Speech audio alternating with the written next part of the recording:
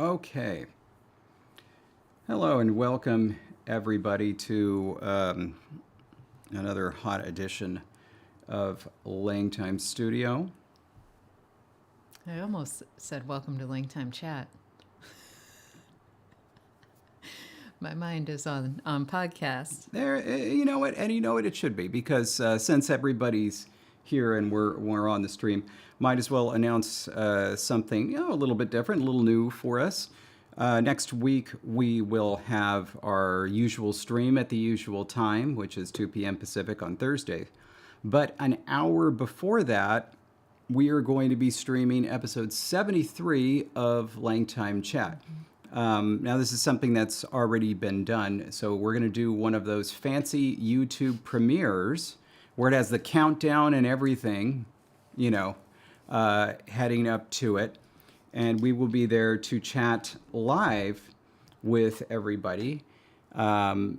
Usually, our LangTime Chat episodes release in a batch for the public after the current season is done. And that will be the case for most of the episodes that we've done during season 8. But this one will be special because we interview our own Madeline James. And next week is the day that Madeline James's first novel, Because the Beast Came, comes out. Mm-hmm. Was it weird saying two verbs in a row that are the same verb but different tenses? Different tenses, yeah. Yeah. Anyway, so yeah, we would love for you to join us. It's going to be an hour before our usual stream, so that will be at 1 p.m. Pacific, 4 p.m. Eastern. And Madeline will be there as well, and you will hear what we have to chat about. Anyway, so that was that. And by the way, I'm waiting for a certain somebody to be here. I see Mateus here. I see Jake here. But somebody who commented that they really, really needed LangTime Studio today was Miles. Oh. Yeah. And so I'm waiting for Miles to emerge. To Mylurge. Mylurge. Ooh. Hang on a sec. Change that to a ja, and I think you've got a shop. Mylurge. Yes. Mm-hmm. And then it would be spelled. Hold on a sec. Let's go to a spot where we can really enjoy this. That's right. Mateus, you've been traveling, I think, if I remember correctly. Yeah. You've been out and about. It's been roughing it in luxury resorts in Greece. Yeah, that's tough, But someone's got to do it. I'm glad we have Mateus there to take on that task. Hold on a second. I know what I want, and so I'm going to make it happen.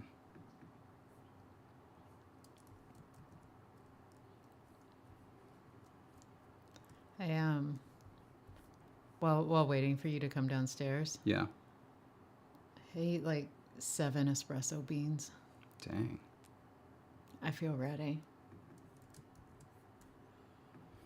Okay, here we go. Let's go ahead and make this a lot bigger.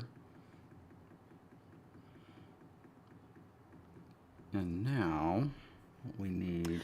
Jonathan's going to be in Italy for like a month this summer. Oh, that's exciting. I've never been to Italy. And I actually just started adding a little bit of Italian to my daily French and Spanish lessons because I was like, why not add another member of the family to see what happens? And David, I had misremembered a word. It was indeed AVORE in a particular word, just so you know. I meant to tell you that earlier today. Yeah. I misremembered. That's all right. I'm going to forgive you this time. Don't worry, I'm still looking. This isn't the final. What are you looking at? I'm not looking at... Oh. No, that's no good. That's no good. You got to change the every other ones. Hang on. Oh, you're looking for a font that will include. A font that will include it that I like for this.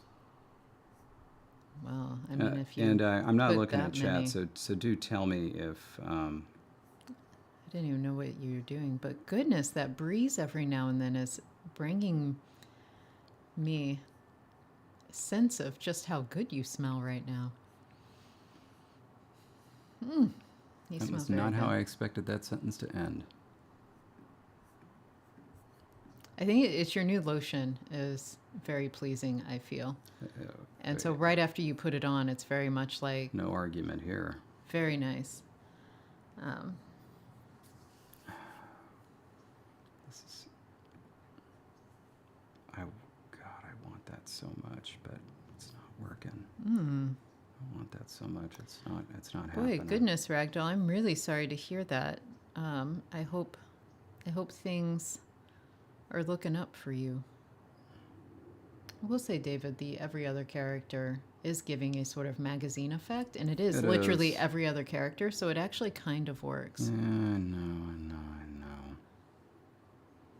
There was just a particular vision I had in my head, and I'm not seeing it. I'm not getting it.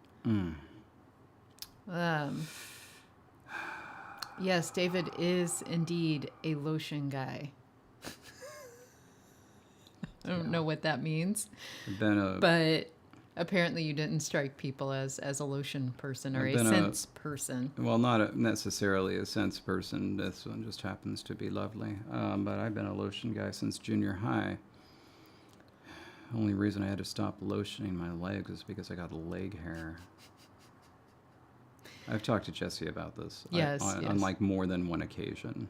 He does not like lotioning through leg hair, but he does put lotion on his arms every day. I have texture issues, and it's extremely displeasing. Made me upset. Oh, hang on. Yeah. Kind of dig My it. goodness. Kinda dig Wait, it. so Kinda David, dig it. in comments, what's unfolding is Ragdoll hasn't been here for a while because there was a criminal who broke into her home and like Damn. threatened her and her son. And so, like, that Good Lord. was I think if I'm reading correctly, that was like a month or so ago or longer. The person is in court right now, but are in remand. Will go to court in a couple months. But goodness, oh, that is terrifying.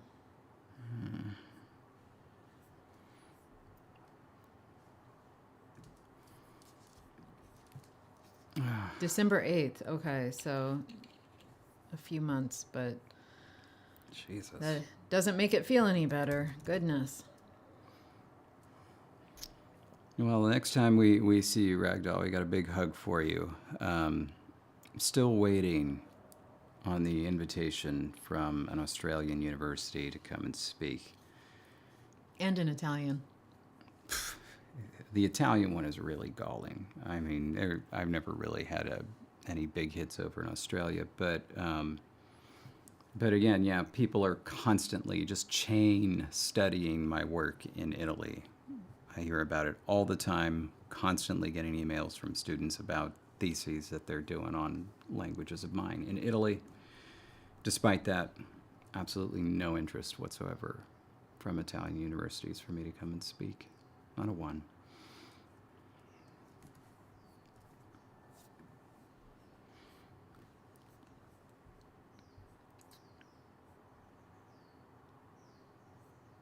All right. Now, Jesse, you need to give me a Yeah. minute because I have to make a decision here. Okay. So, just give me a second. I have to make just the right choice as we wait for Miles. That sounds about right. Huh. I also just remember something I need to remind my. A lot of choices, a lot of interesting choices here. I would love to show everybody what I'm looking at. There, I gave you a little peek. What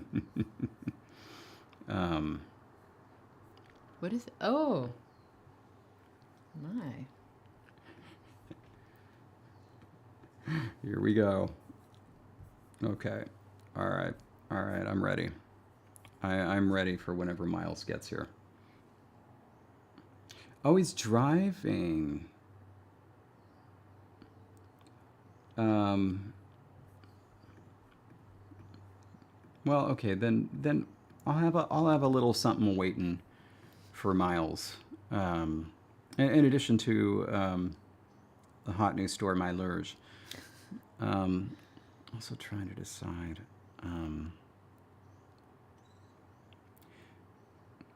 I did have a thought.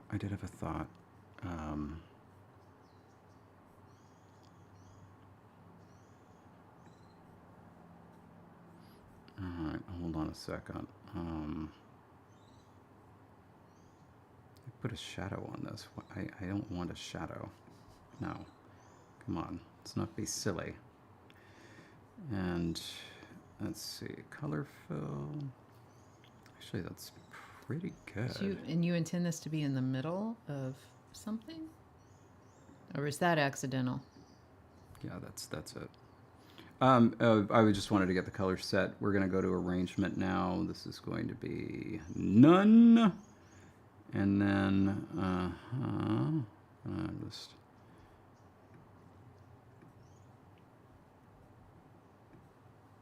And then, can I do, no, not that. Okay.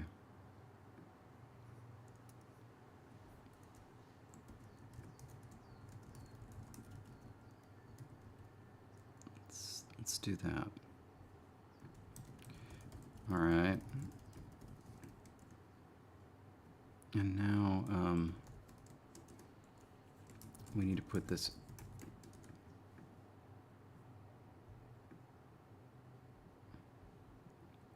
above and below inline. How do we move with text and page? I want it to be behind the text. How do I get that? It won't let me send it backwards.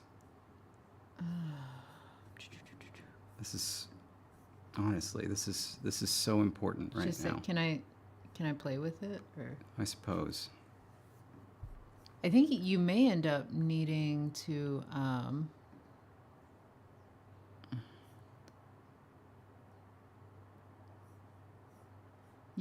sorry, I stopped speaking partway through. You may end up needing to like put it there and then type in it instead of doing what's happening. That makes me so upset. I'm also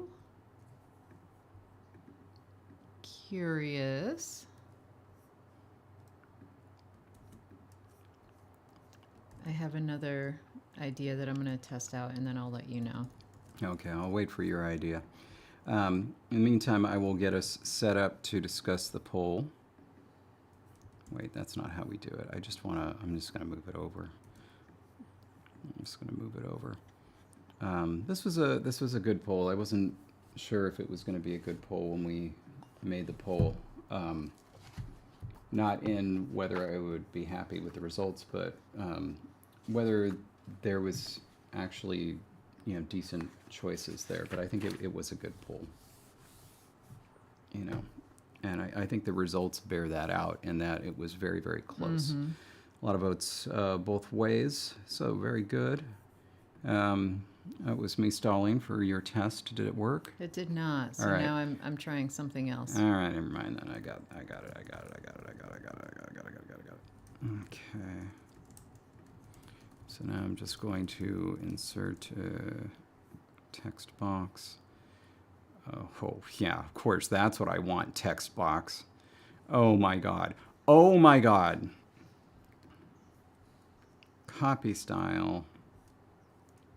Paste style. And then none. There we go. Right on top. And wait for it. There we go. And then this. It can only go behind a text box. So it can only go behind another shape on the page or another text, like an element added to the top of the page. Body text is not considered an element added to the page. Therefore, you can't do it that way.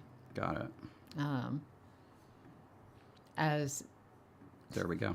as this person in the community discussion board so aptly says, there is not one line of word code and pages, and it shows. Because that is something you can do in other programs. Yeah. Okay, David. No one can accuse them of copying Word, that's for sure. But there you have it. This is a store. I'm really proud of this. Like, this is a store that you would find at, PCH and Second. That means something to me, and you're right. Means nothing to anyone else, I don't think. Yeah. Walk in, very brightly lit store. There's just 3 racks. Each one has 2 shirts. 4 of these shirts look remarkably similar. And, How many shirts? Each 6, rack has 2. 2 shirts, so there's 6 shirts in total. Okay. 6 shirts. Massive counter. And when you walk in the store, the 2 people working there assume that you're in there by accident. Yeah. Well, especially when you walk in looking like us. Mm-hmm. Because Oh, yeah. you've got to have a certain style, a flair about you to belong. Bespoke yogurts and candles, indeed. All right. I'm going to, Bespogurts. just in case things get screwed up, I'm going to get me a screenshot of this. Of your Mylurge. Yeah, very proud of that. Okay, now we're going to go ahead and move straight on with the poll. Going to crack on, as it were. All right, very exciting poll, in my opinion. So, last time we went through the work of filling out and finishing our negative auxiliary. And based on the semantics of the negative auxiliary, we realized that it was going to need to co-occur with a prepositional prepositional phrase. Hold on a sec, I have to. Somebody who grew up with Armenians. So what's kind of fun, remember that we have 2 different negation strategies. One is kind of like intentional negation, the other one is accidental negation. And they co-occur with 2 different prepositional phrases, which is cool. Anyway, but we fleshed out the full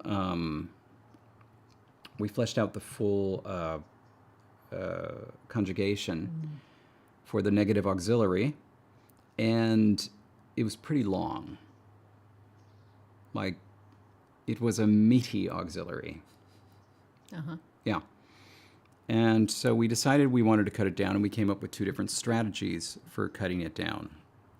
One was an all or nothing strategy, another was a middle of the road strategy. And I think both are good strategies. So, and that is to say, even before seeing the results, I would have been happy with either result. Isn't that nice? Did that stay true? Because you've said that before seeing the results. Yeah. But even after seeing it, you're still happy? even after. My Even goodness. after. We need to take a moment to celebrate that. Mm-hmm.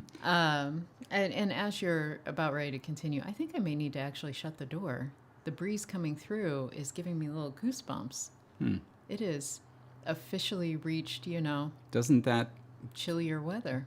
give you the opportunity to do your favorite thing and put on a hoodie? I would rather do that, but I feel like if I'm putting on a hoodie in the house, that probably signals that you want the door shut. And so, like, I try to be sensitive to what. No. Actually, in this case, I feel pretty darn good. You good? Then I'm going to go get my hoodie. I'm going to be right back. You carry on with those results. Oh, I'm so excited. Holy crap. Sorry, George just... George just DM'd me something on Discord, and whenever somebody, that I know DMs me while we're streaming, I always look at it right away because I'm afraid they're going to be DMing me something that's like, oh God, there's something really bad in the background, or are you intentionally like putting your social security number like up on the screen or something like that? But like... George just DM'd me the hugest, longest thing that totally has nothing to do with the stream. So I will get to that later. Interesting. Definitely interested. Also taking a moment to give a look at Lavuna right now. Look at Lavuna. Oh, so sweet. I get my hoodie and you go to cats. I know. Come on now. But it's Lavuna. Look at that cat. Oh, right on that iPad with music on it. Oh, goodness. What a treat. Every day you get to see a cat as a treat.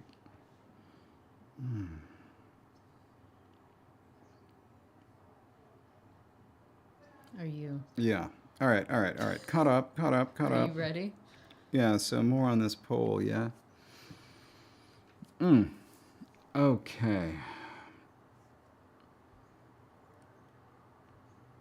What am I talking about? All right, Well, poll. you were going to be happy with both results. Yeah. So we'll go ahead and do A, because you'll see the actual full auxiliary. So basically, the full auxiliary would be something like hara for imperfective, intentional, or hagara for unintentional. So you can kind of, this is like the weight of these things.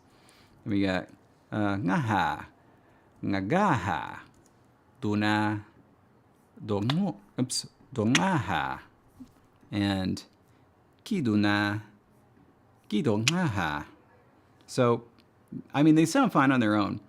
But then it's like when you add in the entire rest of the phrase, like, hagara, I, nie, usiedu, sunla, right?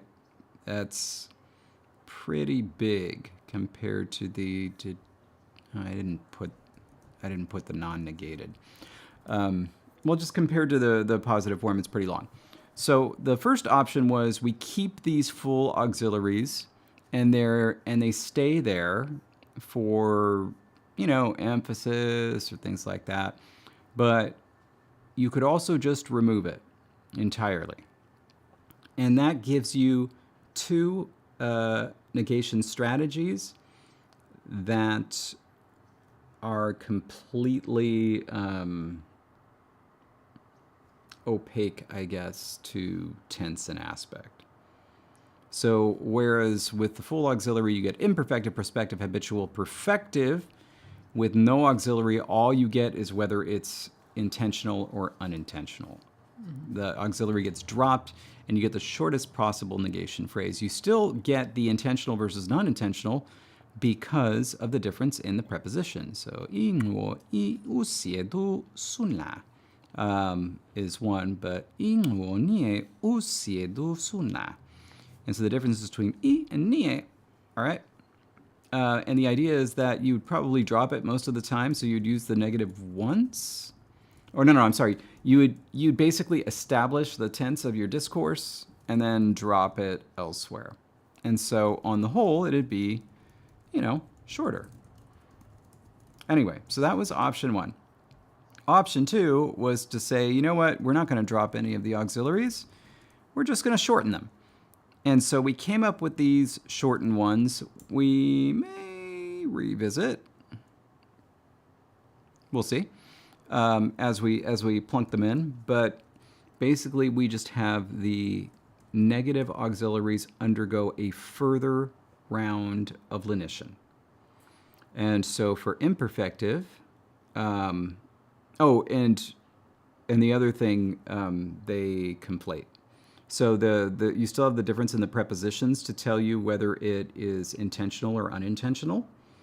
But the negative auxiliaries themselves are the same. They have merged. And so, and that isn't even in the case with main verbs. That's only the case with these auxiliaries. So the imperfective would be ha. Prospective would be nga. Nope. Perspective would be nga. Nga. No. Nah. Okay. Habitual would be na. And perfective would be kina. Nice and short, nice and simple. So. I just had a fun thought. Yes. Because when I was learning Mandarin, like, I struggled with tones as a non-tonal language speaker. Mm-hmm. And so, it helped me to move my head as I spoke. And so, be like, I don't know. And so, and I would sometimes even do my hand to go with it just to help me get into like the feel of where things were. Mm. And I would do that. So now in my head, I'm imagining these little bats as they're learning their language, trying to remember to do tone. Of course, it would come more naturally to them. But like dipping down as they actually like do like a falling tone and, doing a little roll as they do their tone. And people really ask, are we human or are we dancer? We know the answer.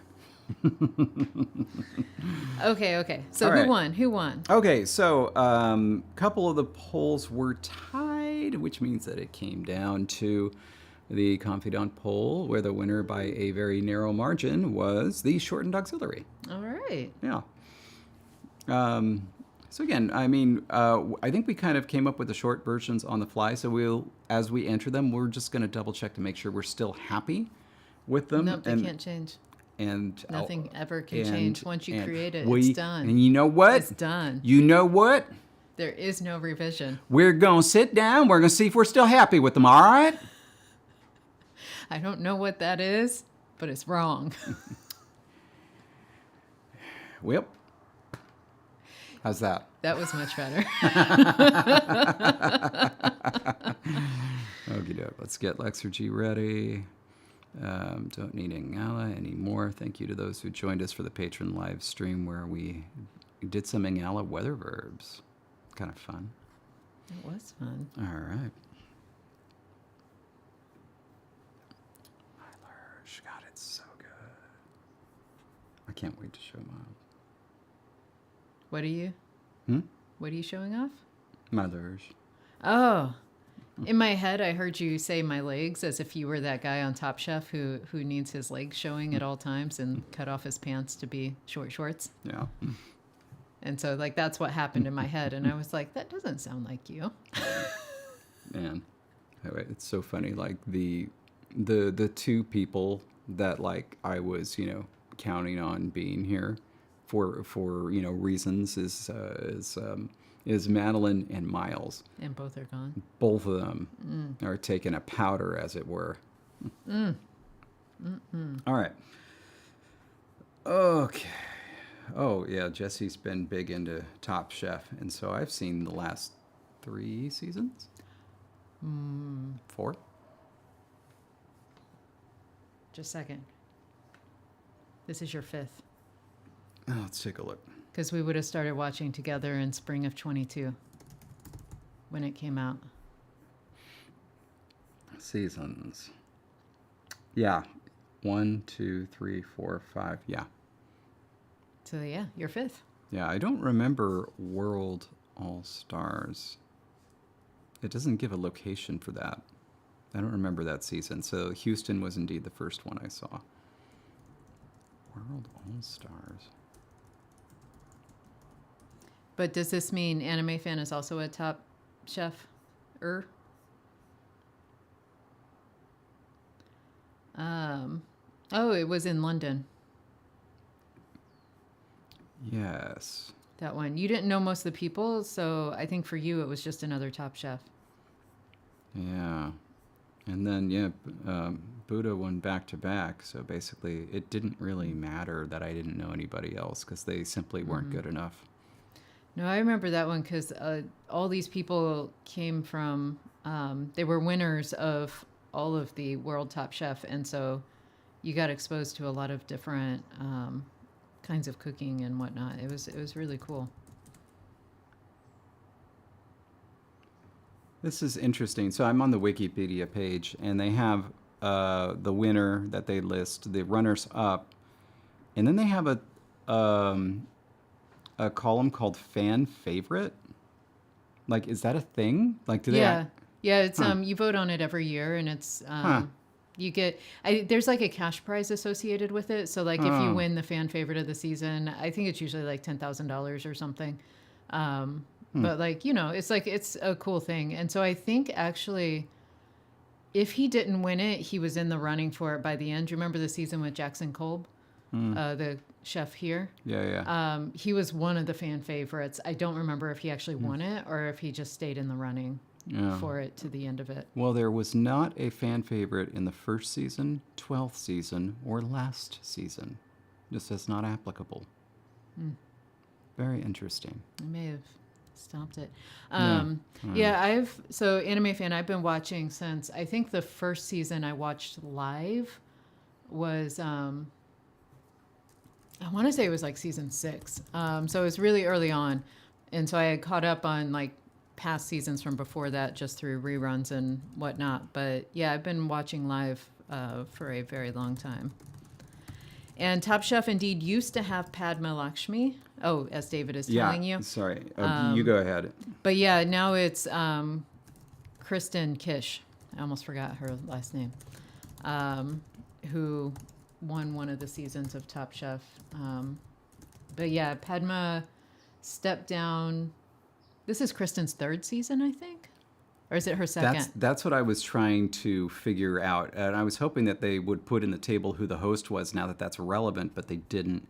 But yeah, and then Padma this year just started her own show called American beginning. Culinary Cup. This is her 3rd season. Or America's. Okay, 3rd. That's what I thought. So yeah, America's Culinary Cup, which is airing right now as well. And so David and I are watching both of those. And there are definitely times where I get confused about which challenge they've recently done or which chef is on which show. Honestly, But wild. both though, are very good. by the way, that the winner is literally getting $1 million. So Of the Culinary Cup. Yeah. Oh, Madeline's here, by the way. okay, Hey! half of the M crew is here. But yeah, anything we basically anything I said about you, Madeline, it's off the table now. It's done. You broke my heart. So, but that's all right. You didn't break it as much as Miles is breaking it right now. You might say you have an achy breaky heart. Oh.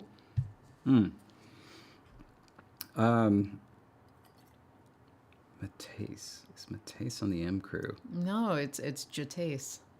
Oh yeah, that's J right. crew. That's right. J crew. Boy, David, that could be a store too. Nah. Let's not get silly. Okay. Oh, Patrick, by the way, you finish up that Friends Quest for us, if you would. So yeah, Madeline insists or claims or maintains, holds that she did not have internet access. Listen, while I drove home. Also driving? Driving is just the excuse. What are we, Americans? Struggles Yes, of the mountains. Uh-huh. The great mountain ranges of Maryland. You know, you don't have to go too far west to get in to areas of Hellenius mountains. This is the Maryland next to the sea, right? The Maryland that if you go west far enough and little south, although it also goes up north, you got the Appalachian Mountains to the west. like south but west. Like Right. Maryland is further south than I think you think it is. It's, it touches Virginia, which is south. Okay, Maryland does go a little further west than I anticipated. Actually, kind of a lot further west. What the heck is that? How did Maryland get that piece of land? As David is discovering the United States map. It's like it goes through a Madeline, tiny little bottleneck and then gets a and then it bunch gets of West big. Virginia. Yeah, it gets big again. It's got a shape like that. Cumberland. But Madeline is currently in Virginia. Oh. Ooh, in Shenandoah. There's a place Shenandoah. there's a place called Frostburg in this reclaimed bit of West Virginia that's a part of Maryland. Frostburg. I do like Frostburg by the name. I don't know that I've never been there, so I don't know that I like it other than the name, but what a name. Yeah. So let's take a look. Okay. But those are trees, not mountains. Those are mountains. I agree, Mateus. Frostburg does sound like a good name for some game, whether it's Final Fantasy or something. Oh. Yeah. If it were Pokemon, it would just be Frost Town. Or if it were Stardew Valley, Pelican Town. What a crappy name. God. Talk about phoning it in. Oh, you know what I did with that with my Ganeso. I know. Okay, go on. Yeah, but that is true. It is Frostburg with a U and not Frostburg with an E.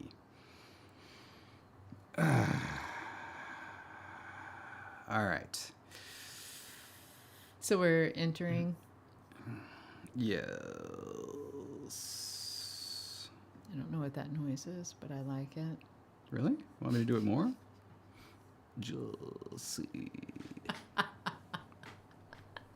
It makes me laugh. Have we talked about the fact that my nickname in college in linguistics was Creaks or Creaky Voice Dave? Why? Do you 'Cause- do it a lot? Yeah. Do you? Yeah. Huh. You never noticed. Just did it there. Yeah, but I guess it's not. Huh.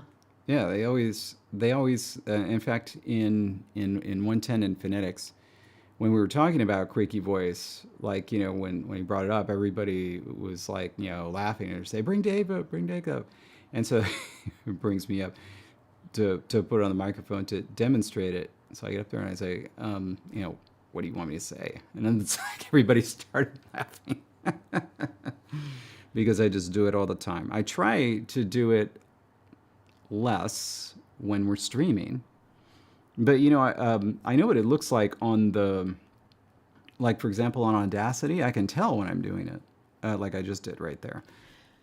But when you do it, it sounds more like a ramble or a rasp, not like the creaky voice of the creaky voice fame.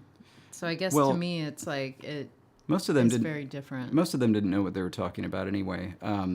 Like a lot of female pop artists Danielle got says stay flack. creaky. Yeah, Off to choir. a lot Bye, of- Danielle. Bye. A lot of female pop artists got flack for creaky voice when they started doing it, like in the mid to late 90s, without anybody reconciling the fact that male singers started doing this like crazy in the 1980s and continued on into the 90s. Listen to anything sung by Eddie Vedder. But also like, This is your new name. David Jolth Creakerson, like that. But yeah, like listen to John Bon Jovi in particular. You can hear it, but yeah, like Eddie Vedder took it to a new level.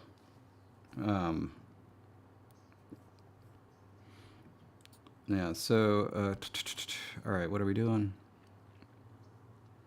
Entering some negation or something. Sorry, I was going to follow up. I could have sworn that I told you this. I thought that we talked about this before, but I used to do this as a form of self-soothing.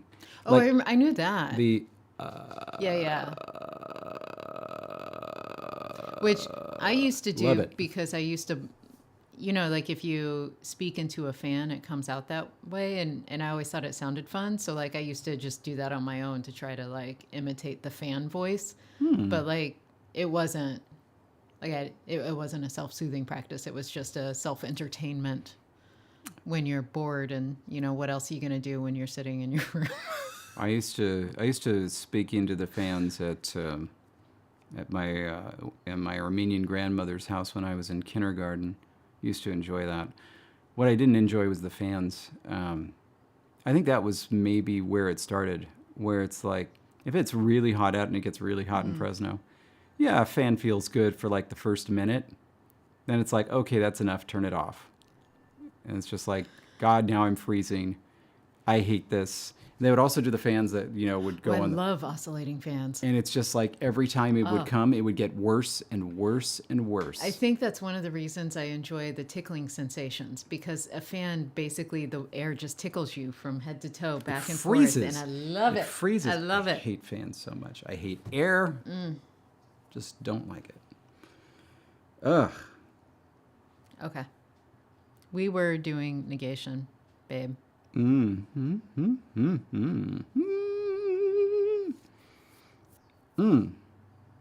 Negation. Okay. So yeah, we should go to the negation portion of the document, which is here. Okay, so By the way, the Creaker thing came from Jake, and Sotan had mentioned that they think of you as David Bolth Peterson because you say both. And so I just jaded up, and so that was where your name came from, David Jolth. So I want you to see what Mateus just said in chat. Mateus, you're cold sensitive. What a lie. What a lie. An outright lie. We walked on a pier where I was shivering and frozen, and you had a mini skirt on, and we're doing fine. Yeah. I just Ridiculous. Also, Mateus. do you remember the Netherlands? You remember Yeah. that night where it was so cold? And again, I was a little frozen popsicle. Yeah. And like I specifically top. said something to Mateus about it. I'm like, how are you not freezing? Like, I don't know how, I Get really outta don't here, know how Mateus. your stomach wasn't blue at that point. Unbelievable. Wow. Just an incredible lie. All right. So here's what I will. Jake brings up a good point. All right. Fair play. Okay. So we have this table. Obviously, the table is going to have to change, but I think what we should do is we should keep it and then say like this is how it was, right? So this is just going to be a stage Okay. for the negative auxiliary, and then we should say where it is now. The subject.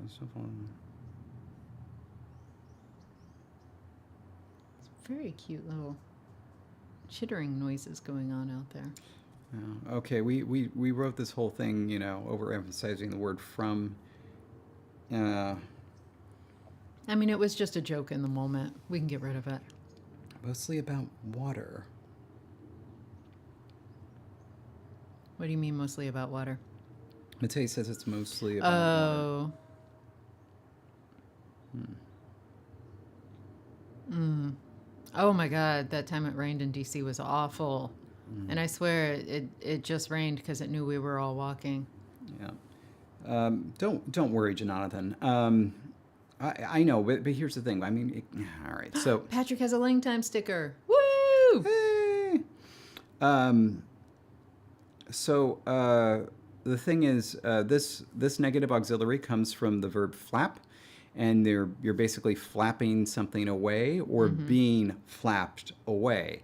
And that's the distinction between the intentional and the accidental negation. And this is its full conjugation. And so what we're going to do is say that this full conjugation got reduced somehow. Okay, so we'll keep below from. So the below from table is what the auxiliary used to look like at some stage of its evolution. Okay. We'll call this stage 0.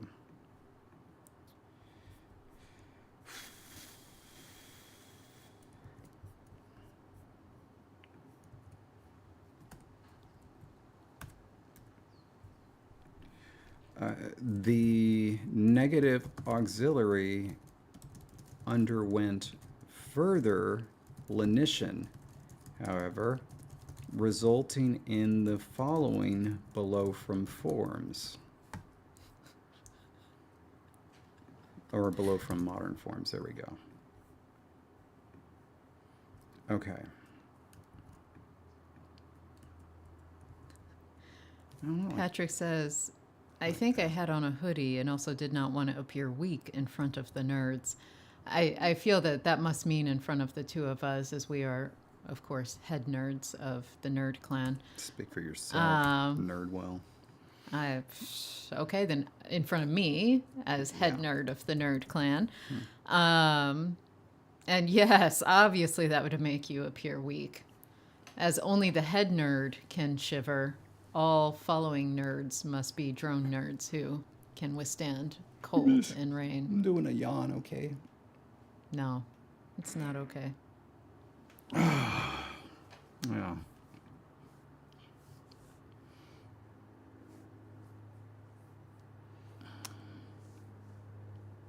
Patrick. This was Including Jesse? KobeCon 1. Besides Mateus and Davis, I couldn't pick any of the rest of you out of a lineup. Ouch, Patrick. Yeah. Ouch. Okay. I'm out. I got to have a moment here from which to recover from said from comment. The below from. So Gargamel really created Smurfette? Like, really?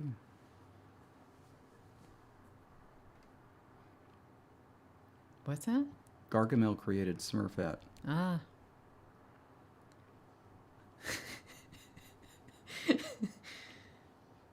I guess that's right. I don't think Patrick had ever actually seen LangTime Studio. Because Mateus, if I remember correctly, just was like, come to this thing. And Patrick was like, all right. So yeah, I think Patrick had never actually heard of me until that moment. It still hurts. It still hurts, but you know, I guess a little less. Okay. So let's pull up the... Jake's right. We all did think, well, I guess most of us thought Patrick was actually somebody else. And until Patrick shared a photo and it was like, oh, that was you? Oh, man. Okay. Yeah, exactly, Jake. When we were all talking about that photo, and it's like, wait, where are you, Patrick?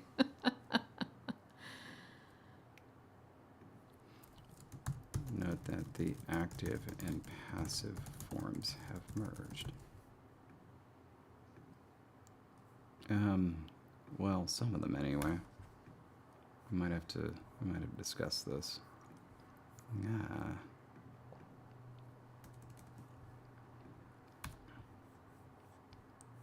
And this one is just, nah.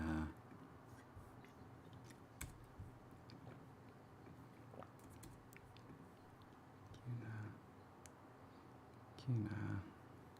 Yeah. Yeah, right. Okay. Okay, before I delete this column, though, we do need to talk about the bear and the gerund. Somebody mentioned. Patrick looked up the post where Mateus told him about Copicon. I'm curious to find out Ooh. what the post said.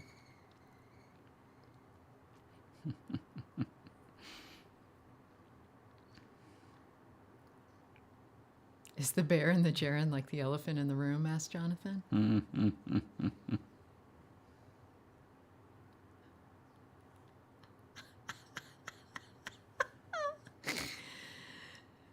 Okay, so Mateus posted to the friends group, guess who's a gay elf and just bought tickets to DC? Someone else asked what for. Mateus answers, a conlong convention. Is that a typo, or did Mateus really say conlong convention in Georgetown? Patrick wasn't tagged at this point yet, but came across the post later and asked about it. That's amazing. Typo on your end. Okay, I was like, boy, Mateus pulling out the conlong.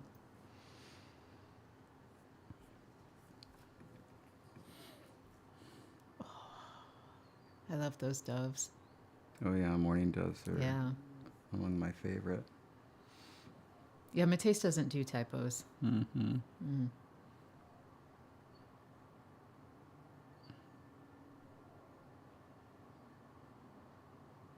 What are you looking for, babe? I'm sorry, I'm just reading comments at this point and enjoying the sound of the dove cooing outside our window. Yeah. Oh, Languagist. Good night. Sleep well. We will miss you. Yeah. I'm gonna. Okay, what is the bear form used for? We had said imperatives, right? Imperative. Okay.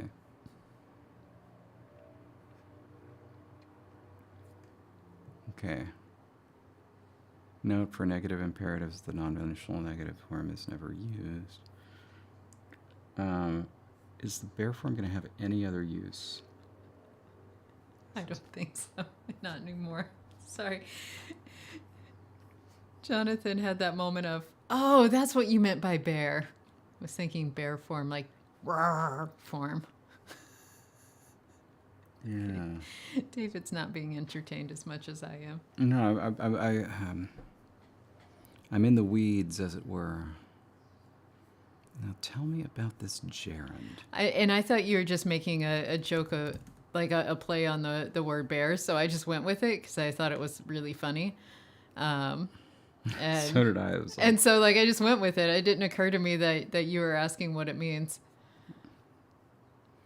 Oh, that's incredible. That's By the like way- that's like David telling me a word meant peace the other day, and it took me a very long time to realize he meant P-I-E-C-E and not P-E-A-C-E, and my brain was like, that's not the word for peace. by the way, you got to see what I sent you, or did I send it to you? I think I sent it to you. Problem is, it was an ad, but it was for Finnish. Apparently, there's a verb, pala, means to burn. And it also means to start. Interesting.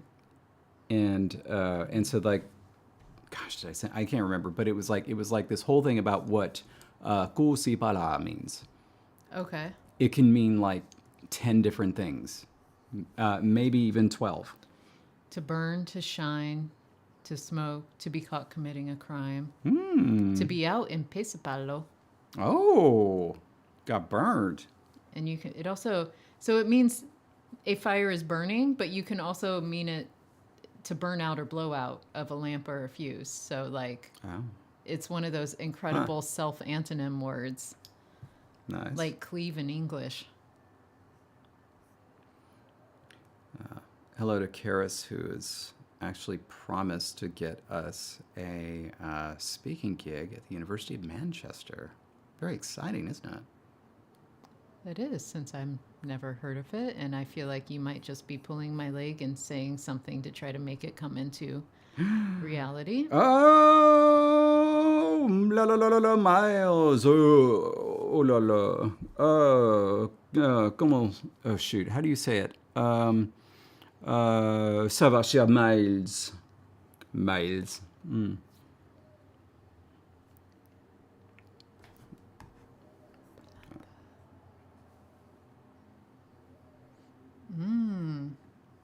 But pala can also be the third person singular form of the verb meaning to return or come To back. return. That was it. That was it.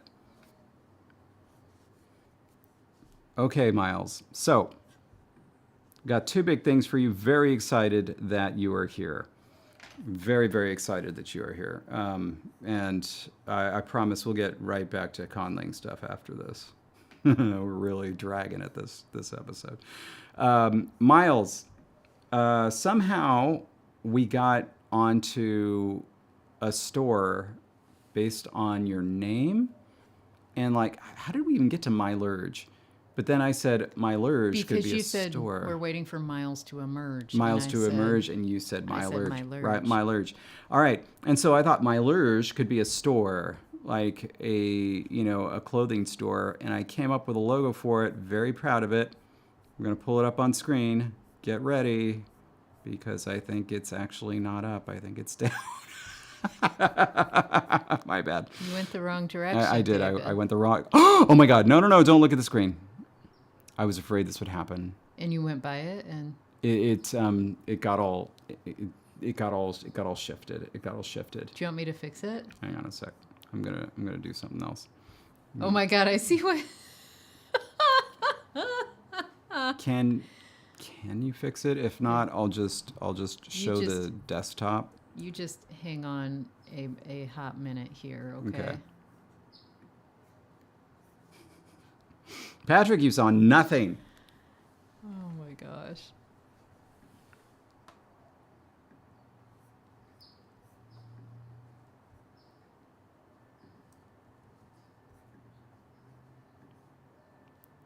Oh, actually, Patrick said something which isn't true. I didn't put a picture in there, but I could put a picture in there. I could just paste the picture in.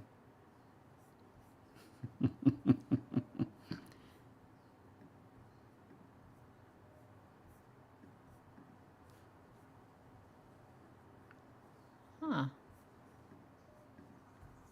I think I'm going to paste the picture in. You may have to. Yeah, just delete it. Delete it. It's like not. Oh, here we go. Okay, I'm getting it back here. I can get it back this way, but it like won't let me fix it full term. It's fixed for now. It's not fixed full term. I was trying to make it so it would stay where it was on the page, but like that ruined everything. So should we You go can to- look at it. Okay. All right, Miles. Here we go. Get ready. Mylurge. Dun dun dun. Of course, Miles hasn't like been saying anything. Oh wait, no. Oh, I feel like I'd say Miles as well for my own name. Let's see.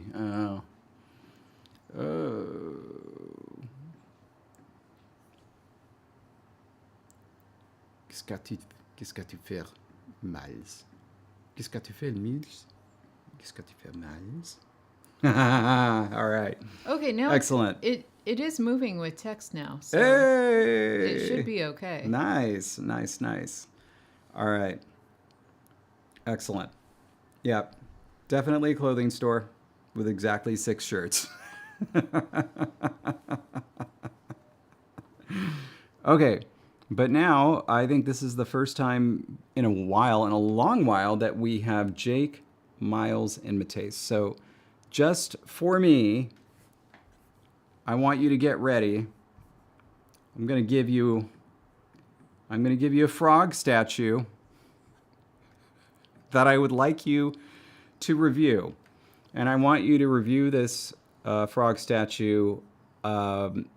Give it, let's say, a 1 to 5 for creativity, execution. So 1 to 5 in creativity, 1 to 5 in execution, and 1 to 5 in basically kind of like X factor. So creativity, execution, and basically, Je ne sais quoi. yeah, do you want this frog statue on your doorstep? Okay. Are you ready? Because this is what we're going to do. Let's see. I want to make sure that it's actually on screen. All right. Going to stop that. stop that. And there's the amazing picture by Jonathan's in the background. And get ready. Here we go. Out of 15, 1 through 5 in creativity, 1 through 5 in execution, and 1 through 5 in do you actually want this frog statue in your home? And it's not there. I was going to say I'm so excited, but I mean, I say yes to the mouse picture. It's not there. It's got a 5 It's not there. for the first What the category, heck do I do? a 5 for the second, and we got to just blow it out of the water and say a 10 for the third. So this mouse picture Okay. to me gets a 20 out of 15. How do I just do? I need that application capture or something, or video capture or something. Gosh darn it. Maybe image. Okay, great. Now, browse. We've got some people agreeing with my assessment. Okay. Hold on a sec.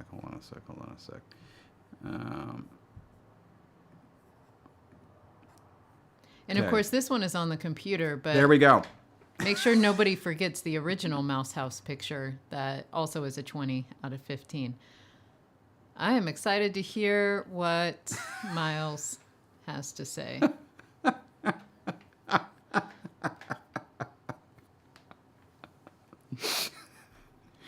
Somebody created this. You're not wrong, Patrick. Somebody created this. You can buy this frog statue. Mateus. Okay, so Mateus is a 4 out of 5 in creativity, 2 out of 5 in execution, 1 out of 5 in want to have, for a total of 7 out of 15. Which 7 out of 15. That's kind of an F. That's a failing grade, I'd say. All right. Okay, Jake and Miles. 330. On a scale of 1 to 5, I give you a 0. Okay. Oh, that's the Okay. the most. They're the judges. They can do what they want. All right. So we got 7 from Mateus, 6 from Jake. Now we're just waiting on Miles.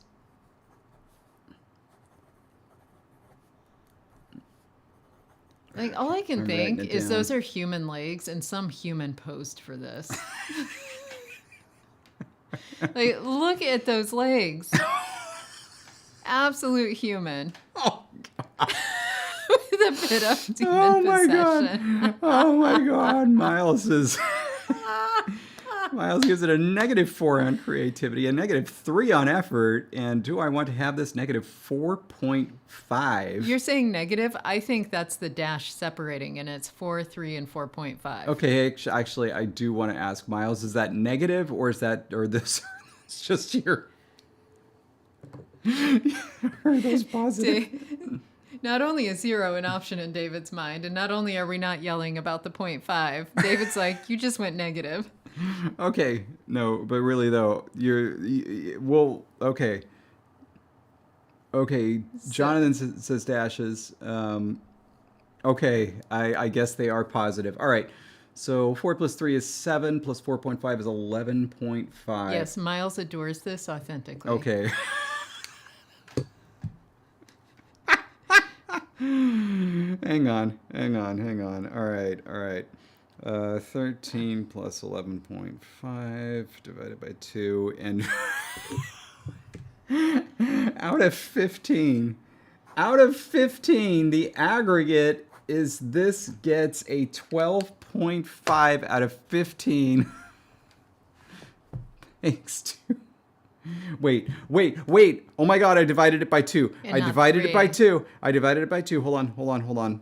It's 8.16. 8.16. Repeating, all right. of course. 8.16 out of 15. Just barely passing grade. All right. There we go. Thank you. All right. Miles. Miles apparently really needed today's stream, so you go ahead. we're gonna finish up at the very least writing this, but basically what you say goes. What happens next is up to you. No, wait. No. Yeah. You got to Yeah. finish this. Finish this. We got to have Kopiko. Kopiko. Then it's Miles' choice. Either active or passive, and it's followed by the rest of the sentence. Ooh.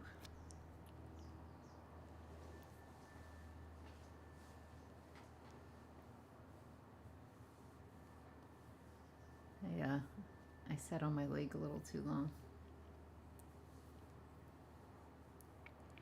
Okay, I think the gerunds are going to stay full. The gerunds aren't going to get reduced.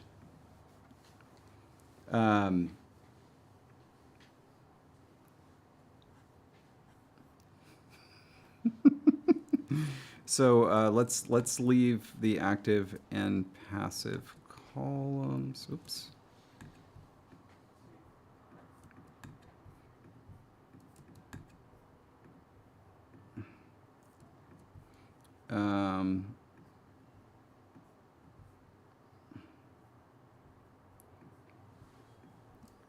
Okay, there we go.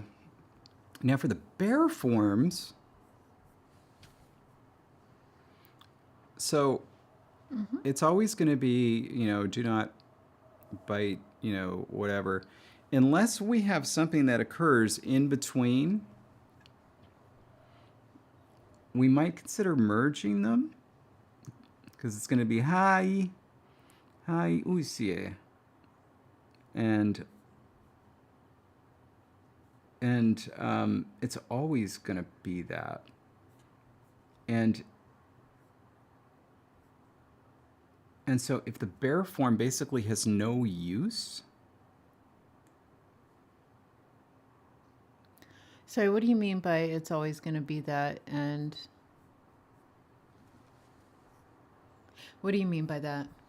Okay, we're going to go in one of two directions. We're going to need to create another auxiliary to see exactly how we want to do this. We need an auxiliary like want or can or something like that to see if the bear form is going to be used in any way other than as an imperative. If it is not going to be used in any way other than an imperative, then we're just going to call the bear form the imperative form, or keep it as the bear or whatever, but negatives should have a special imperative form because it's always going to be hi. Might as well just, both high tone, might as well just make that hi. Hi. Hi. Okay.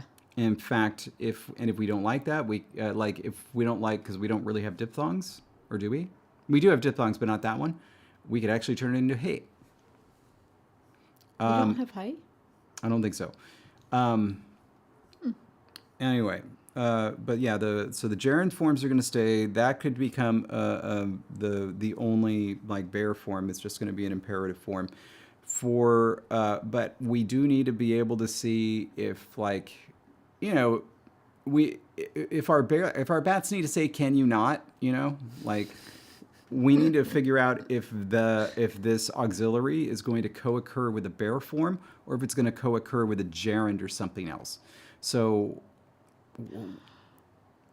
they would distinguish between the whole can and may situation, because can you not, are you asking like, can you not go out? Like, hey, like, are you choosing not to go out? Versus, is someone not letting you go out? Okay. That's exciting. Huh. That's an interesting question. I don't know anything about the way YouTube works. So Eric Schmizu Carbstein 68885 is asking, why does YouTube never notify them when we go live? I don't know. Are you a subscriber? Do you follow? Do you have to follow and subscribe I don't know. Like, so to here, get notifications? do you have to? Is that what the stupid bell is for? Because with me, with me, for example, like for like Let's Have a Booba every Tuesday at 1:30 Pacific, or with the Languages of Pillar World every Monday at 12 p.m. Pacific, I myself either remember that it is on, or we created notifications on Discord. and then I physically go to YouTube, and then it's just up. I don't get notifications. But then I'm not already... I don't allow YouTube to send me notifications, period. So like I don't know. Yeah, I'm not sure. Well, I really don't know what to tell you. I'm sorry about that. We are since episode 2, we have been remarkably consistent about being 2 p.m. Pacific time local. Except the times we are. Every week. No, like we're either at that time or not doing it, right? Every so often, like every once in a blue moon, it is not at 2 p.m. It just made me laugh because like it was just like last month when we had We were in one Philadelphia. at like 9 p.m. Yeah. But yeah. All right. But yeah, usually. Okay.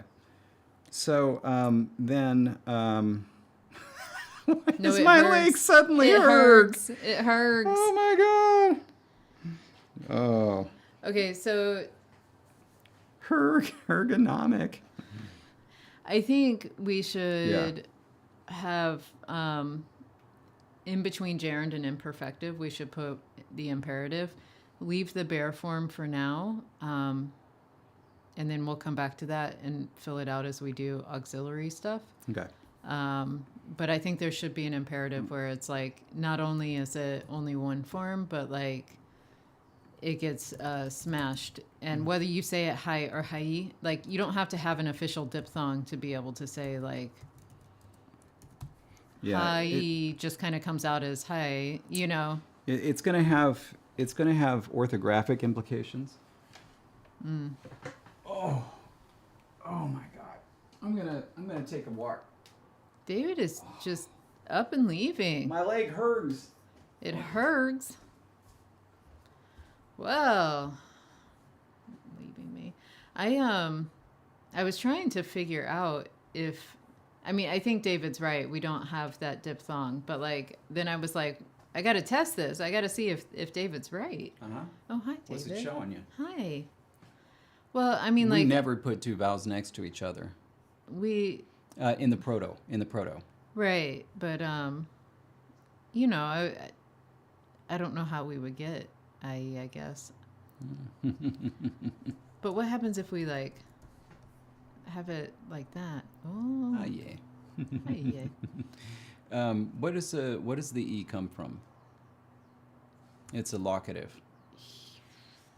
Oh, that's not my actual document. That's just the video. I'm not in frame, so.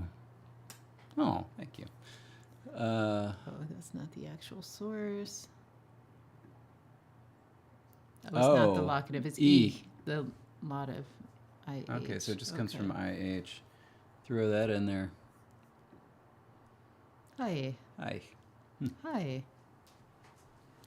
Oh, man. So we would get hi by each other, but we wouldn't get hi. So it could be hi. No? No. What if it just stayed ha and dropped the E altogether? No. No? No.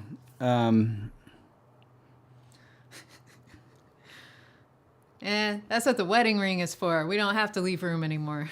I think it's just going to be a thing where they say it, and it's just going to be an orthography thing. I'll think about it. So we're getting there soon. I want to reward us for at least getting to this stage as we move directly on recklessly into further auxiliaries. So a little Copico for us. Bum bum. Thank you. Yeah, my hair feels like I didn't put shampoo in it, but I did. I know for a fact. Okay.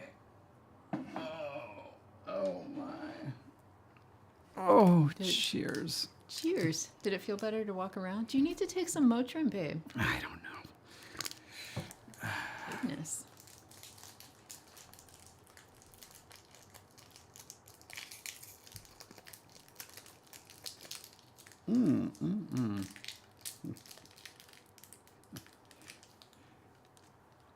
Joint pain? Try Capico.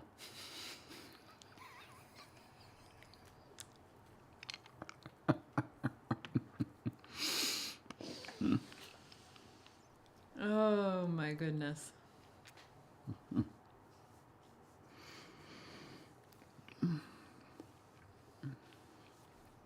What was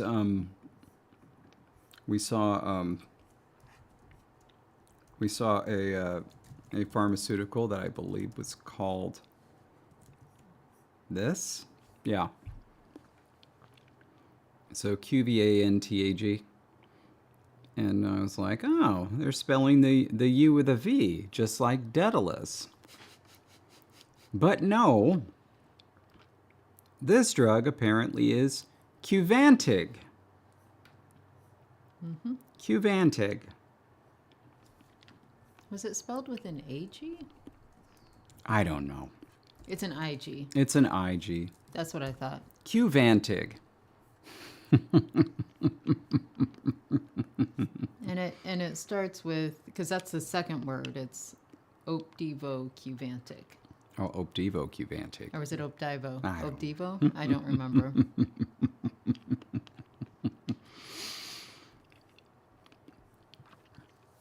Okay. Let's think about want, can, and may. Is that what Miles wants us to do? We're having the Copico. It's Miles's choice. Maze? It's my Lurges. Ooh. Let's see. I like that, by the way. Diane, I have in front of me a bag of mostly eaten mini chocolate chips. I gotta... All right, also throwback to first episode. Rather than, trees. What are these fantastic chips you have here? Chocolate. Chocolate.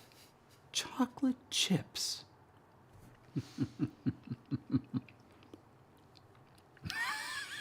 Mate says my lurge is just a dialectical way of saying my liege. That does kind of sound like that, doesn't it? Miles was actually going to suggest some finer distinctions like obliged and forced to. Now we've gotten a bit into this with negation. So may, might, should, have to.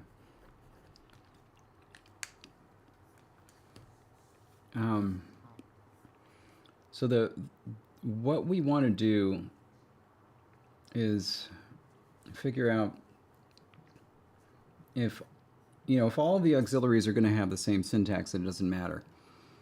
If there's going to be at least two separate sets of syntax, we want to try both of them so that we see if, and the thing that I'm trying to get at is if maybe for one it makes sense to use the gerund, if another it makes sense to use the bare form.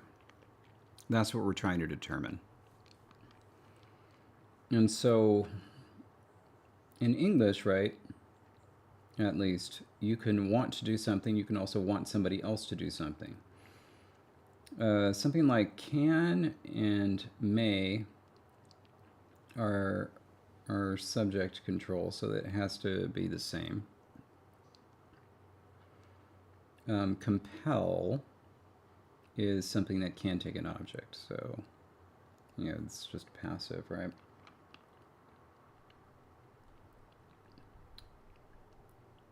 It's funny, we have flap, it could be blow. It would be passive. So, I am blown to do this, or I blow something to do that. Didn't we already have Don't passive? you say it, Mateus. Don't you say it. What? I thought we already had passive. Balance. No. I mean, blow could be something like compel. Where it's like, I am blown to do this, or I blow somebody to do this. So help me. So help me.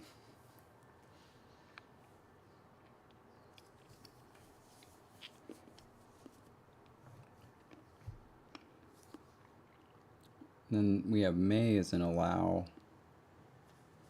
have to.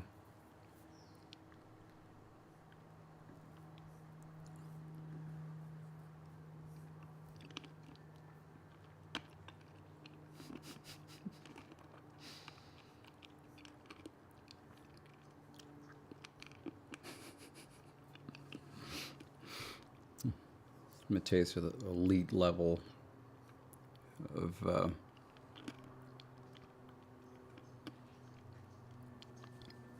I don't even know how to say that. It's like Mateus is always at the cool table at the club.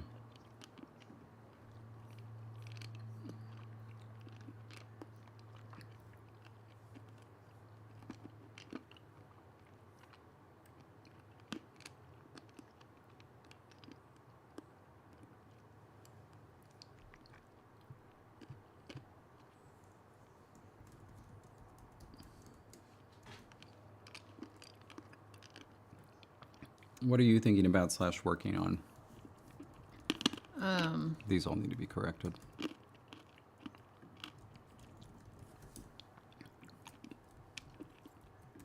Just a second.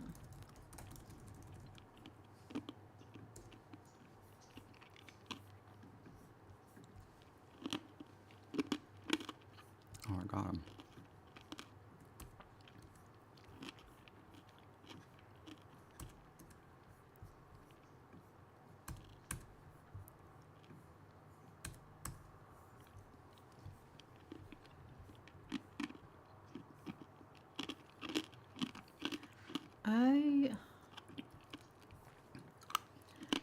I think I'm just having a false memory, and so I'm struggling.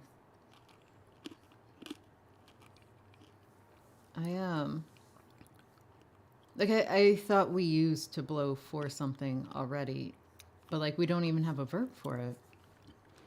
No, we ended up going with flap. I think that's But that what was you're an remembering. idea. That was one of the Yeah. ideas. Okay, I think blow was my idea, and then like when you described specifically the bats flapping something away, I was like, no, now I get what you mean.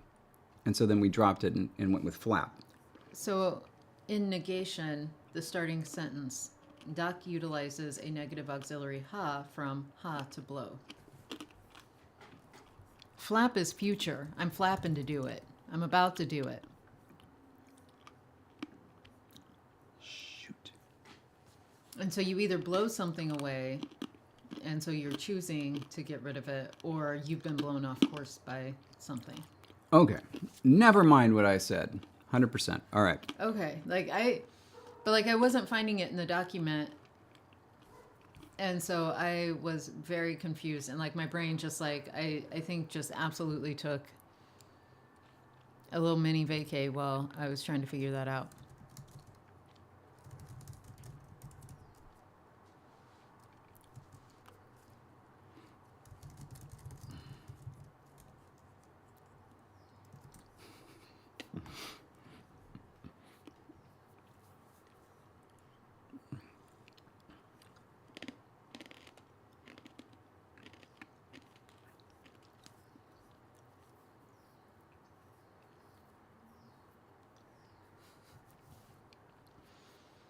If you're the one outside, I'm the one walking by like, I'd rather go home. Maybe now.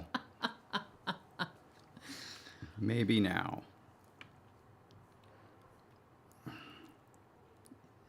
David's got to work hard to get me out of the house these days.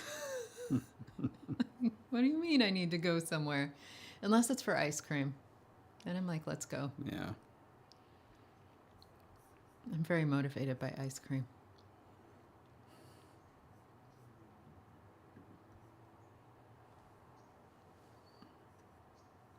What you doing? Are you thinking? This is a time in the conlanging process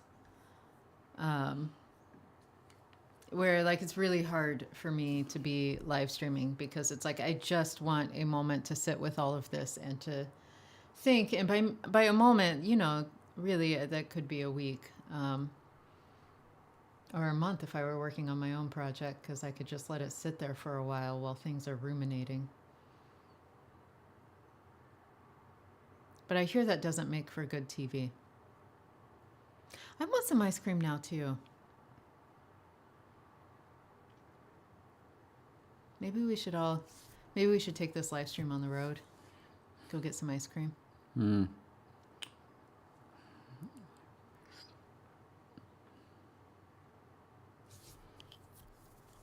Let's all think about lexical sources that can give us auxiliaries. Doesn't that sound like fun? And the auxiliaries, we're thinking specifically like can, want, that kind of thing. Yeah. Okay. I'm feeling the urge to write, so I just know. See, that's why I have the I need my notebook little here. notebook out.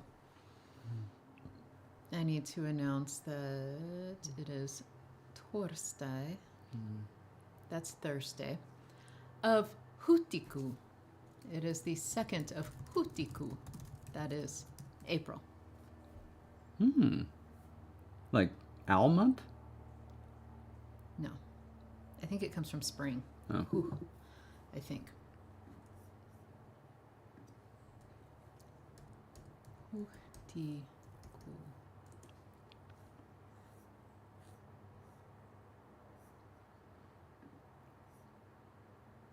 Huti means cleared field. That's what April is. It's the month you clear your field, or the month when really the snow goes away.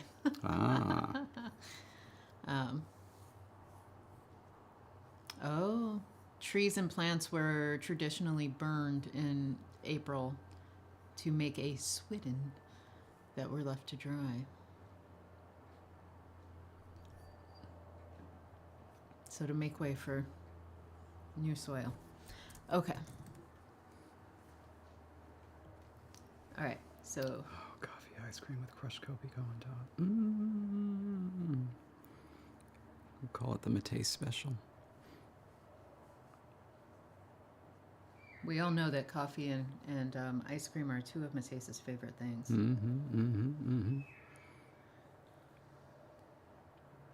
All right, so we're looking for sources for auxiliaries.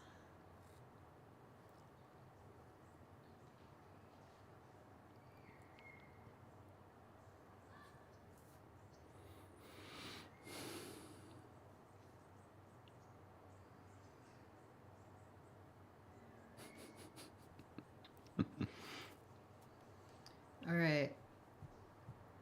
For can,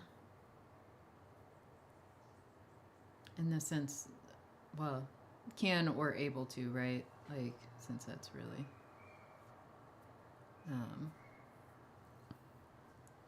either way. Oh man, there could be a little bits of dust there. There could be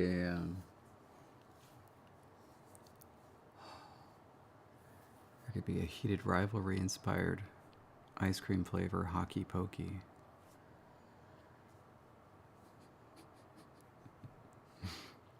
Honestly, brilliant. I don't know why somebody else hasn't come up with it.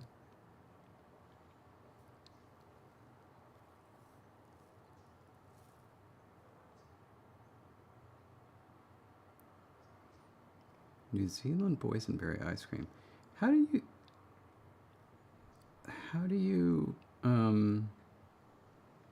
you even get that over there? Because boysenberries were created by the Knott family over here in Orange County.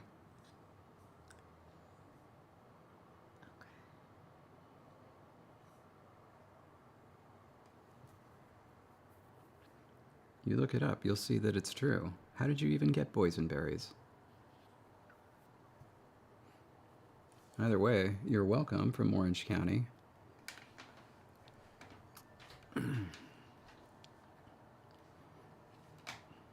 All right, David, are you ready? Yeah, ready.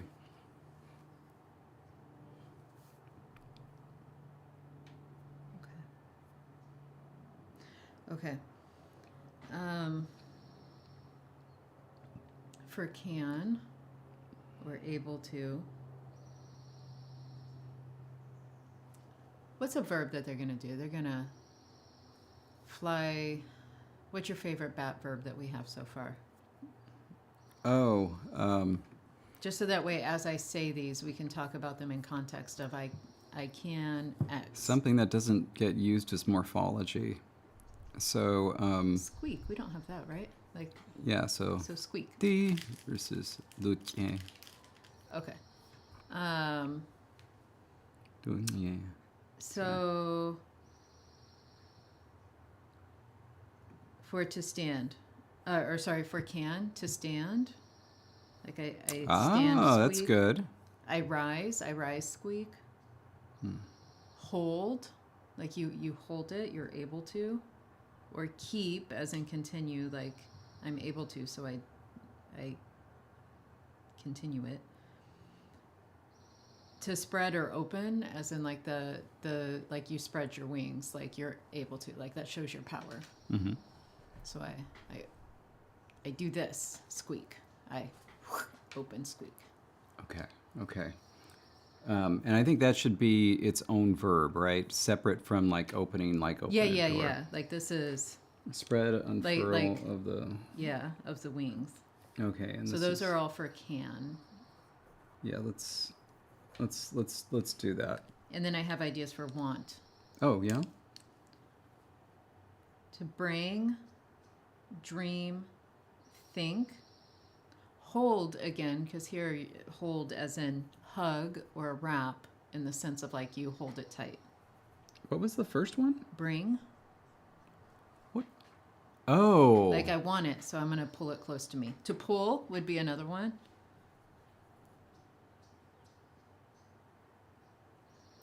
Was my accent getting in the way of you understanding it? It was, oddly enough. Let's stop right there because there's some good ideas. I want to do can first, and then that will maybe point us in a direction for want.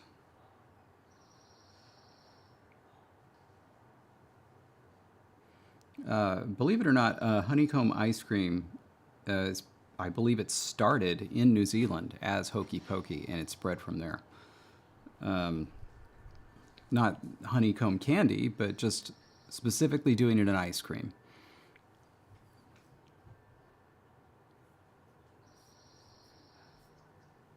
Okay, so I was in my brainstorm, so I missed everything that's been said.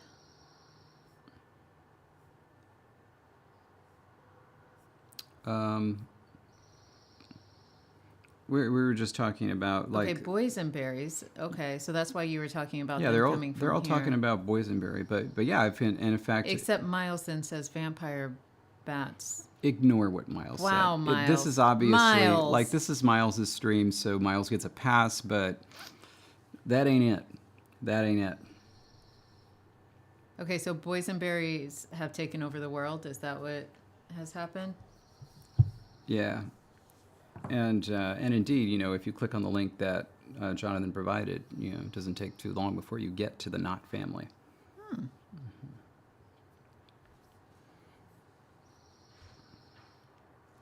I don't know where to do this.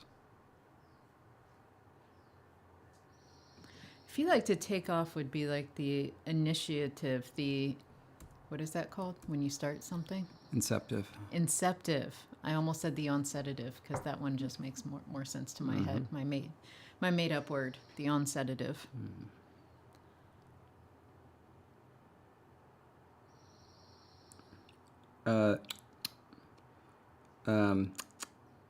Is that tisk tisk? Yeah. Yeah. So yes. Correct, Jonathan.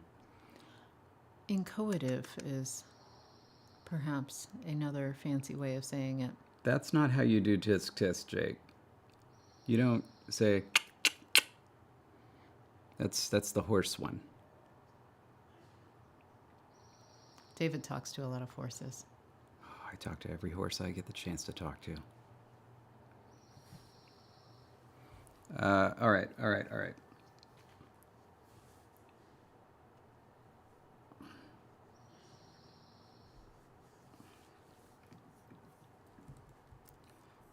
No. That's the sedative is an aspect for expressing annoyance that when somebody says something that you already said and they're trying to pretend it's new, then you respond in the sedative and be like, well, that's new information, you know? Creakerson getting his name on.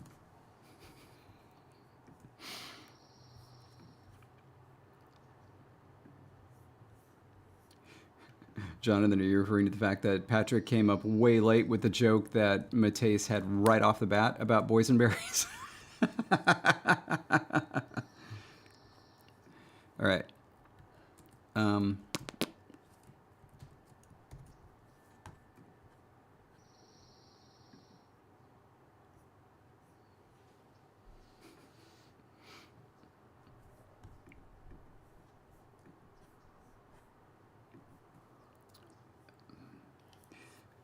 I'm just not braining today, Jess.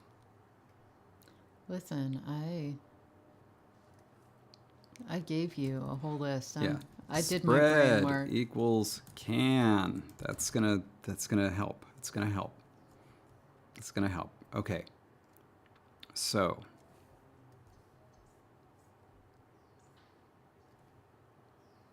let's start with the bat is biting the maple seed. Okay. And so then we're just going to drop, we're just going to, the bat spreads to bite the maple seed. And so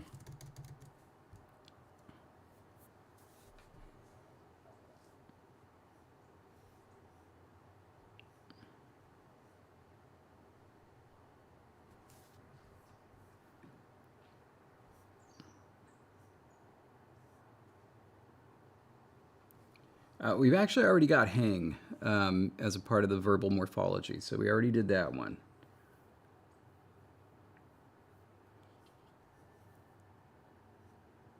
All right, so regardless of the form of spread, we know it's going to be there. All right, the bat is spreading. It's doing this. The bat is spreading to do something.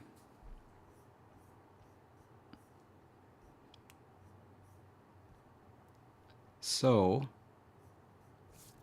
what does it feel like? The bat spreads, and it's not because part of the thing with the gerund, if I recall, it's that it x'd doing x. They were supposed to be. It's making me laugh, Jake. They were supposed to be happening at the same time.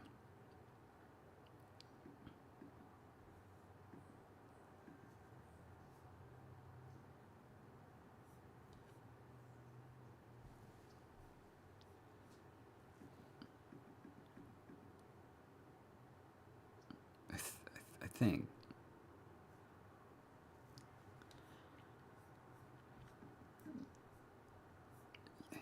I don't see any notes on gerunds. They're used only in they're used only, you know, it's nominal. It's nominal. The gerund is nominal, yeah. The gerund is nominal, and so it becomes the object of the verb. of the blowing, right? At least for intentional negation. Yes. And then for non-intentional negation, it still has to be nominal because you're being blown from something. Mm-hmm. But this is like This is in order to. In order to. Not the object. And so here I could see the bare form being used as an infinitive. I think so. But there is an alternate route.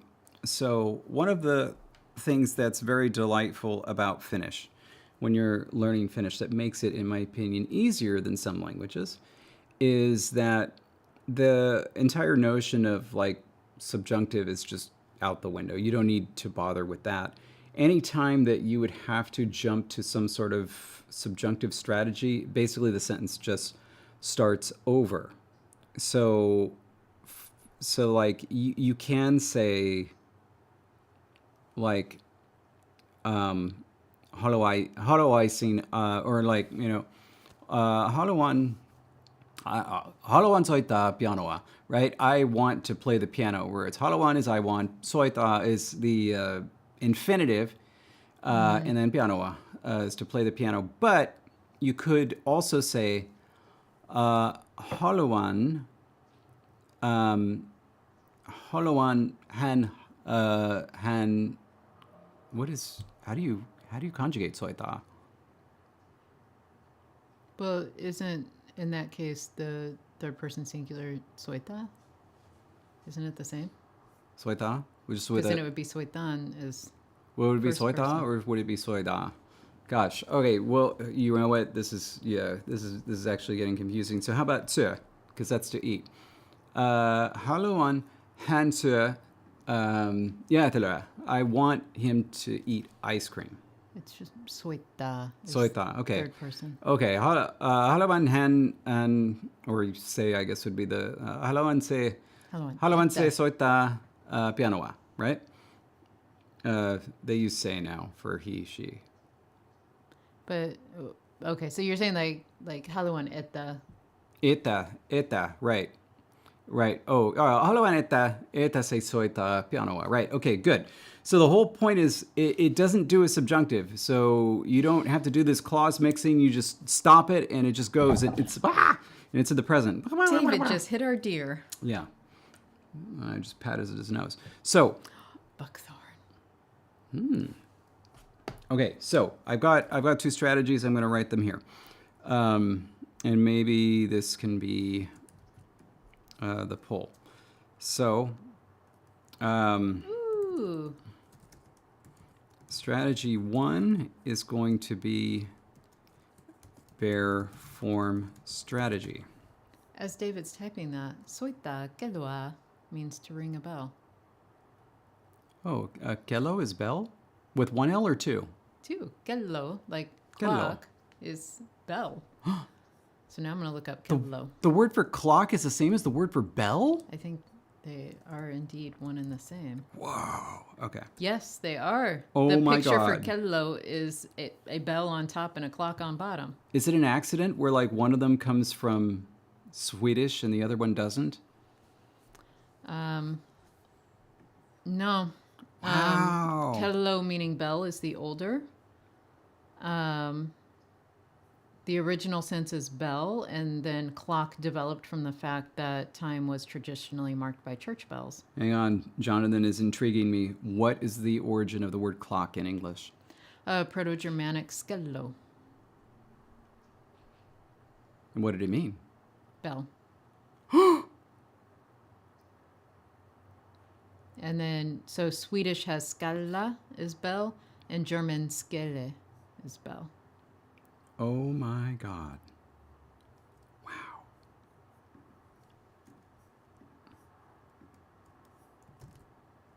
And by skelle, of course, means shella. I just saw this SCH and like my brain went so far English school route that like I 100% did not shut it the way I should have. Ah. And The way I could have, if you will. Or Dutch it up. Schella. Oh, that would be fun. The bat. Hold on a sec. Let's grab this. The bat is biting the maple seed. The bat can bite the maple seed. And then I'm going to say the verb to be able to co-occurs with a clause headed by an infinitive. You can also use the word kello to mean clock-like regularity. So han tuli yokapaiva kellon. He arrived every day. Clock-like. Takudella. That was also in there.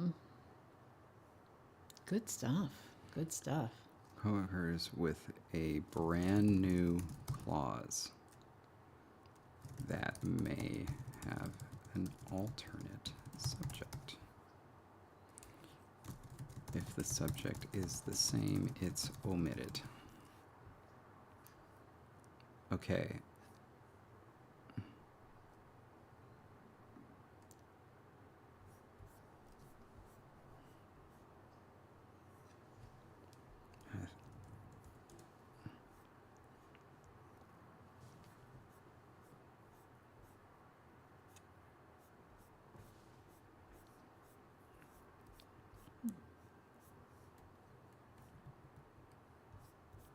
Huh. Let me think about this.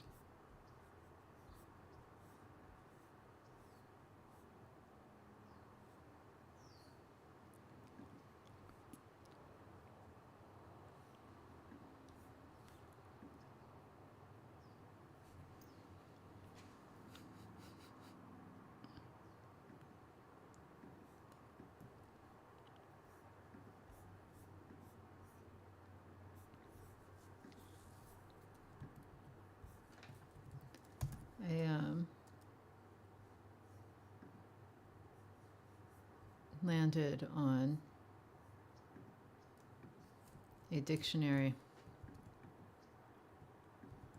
in Finnish that apparently gets updated quite often. It's an online dictionary, as we're, of course, still working. And it's very exciting. It's very cool. But, like, it's Finnish words defined in Finnish. And so, a little difficult when you're at my level of Finnish. So there's an option at the top that says you can switch it to English. So I clicked on that. But the only things that it switched to English were the like the tabs and the little highlighting areas that said, do you want the inflections, like that kind of thing. The actual definitions themselves are still all in Finnish. And that just kind of made me laugh because I was like, but what does that mean? A. Right, we need the A in front of that.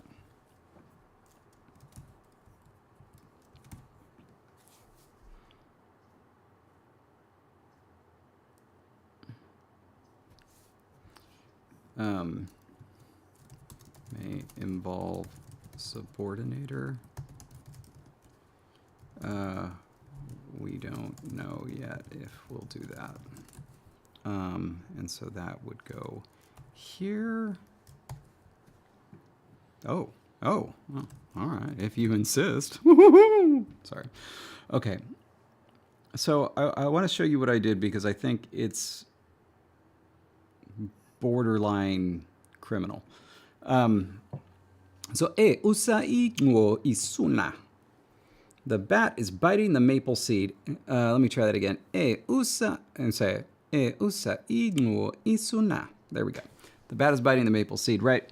Okay, so we have our bare form strategy above. That's easy enough to understand.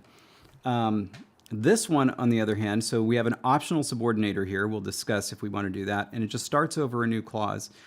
Which tense you use, I don't know. This does make it longer because the tenses are longer than the bare form would be. But it gives us the option of introducing a second argument. So whatever it's going to be, and we might actually do it. So, and then something, usie, usie, usie, isunla. The bat can bite the maple seed, can bite, but if you just throw something else in here, and then the agreement's going to change. So, usa, ira, isunla. The bat enables the flying squirrel to bite the maple seed. So in other words, if you just leave the subject out, it's can. If you add a different subject, then it basically causativizes it. Enables or lets. Yeah, so it's like the bat cans the flying squirrel to bite the maple seed, basically. And this, I'll say this strategy I like, but it kind of will force us to kick the can down the road in terms of causativization. This strategy I like because it adds the object, and I also dislike it because of how big it is, and also having to think through what should this tense be. So I both like it and dislike it. What are your thoughts?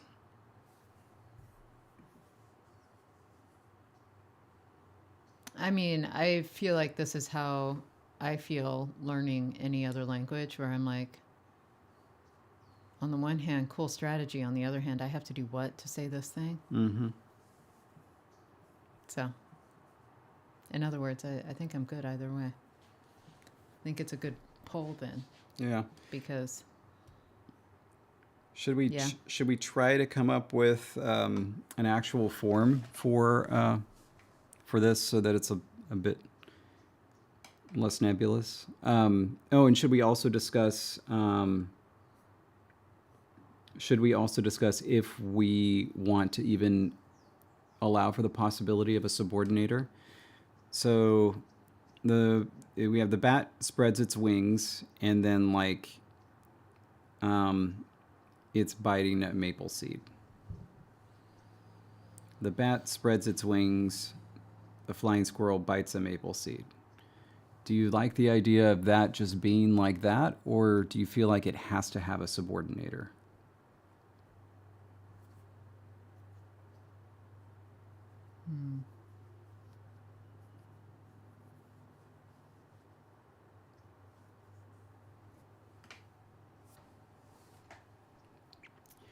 Semantically, I do have an idea for a subordinator Ooh, for that's this. where my brain just was. Yeah. Okay, what was your thought? Something small that means like then or next. Yeah, that's And so it just kind of gets tacked in and Yeah. used like, I did this and then this yeah. happened. Yeah. Okay, now since we're both on the same page there, that would be what it would be. Do you think we need to do that, or do you think it works fine without any kind of subordinator?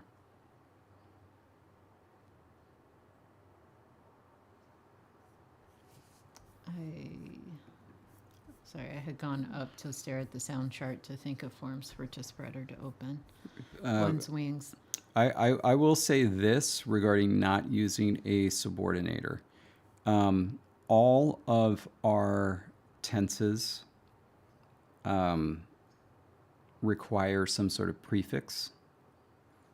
And so, Thus kind of marking the start of this, because you're marking the start of something new with a verb. yeah. Okay. So bearing that in mind, what do you think? I think we can go without it. Okay. So that will be the strategy. It'll also shorten it up a little bit.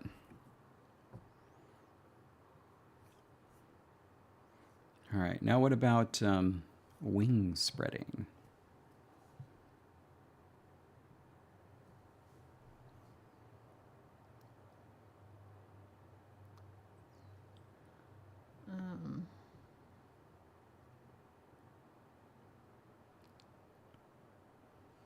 And part of this difficulty is not remembering all the other forms that we've already done. And so I like something that ends in S. okay, well, one of the forms I just wrote down was ngats. Another one was uns with a DZ, but it could just as easily be uts. But we need to check forms and make sure. I'm just kind of going by feel right now. What was the last one you said? Uns, U, and then DZ, which is prenasalized, but like I said, it could just as easily be TS. I do like shorter.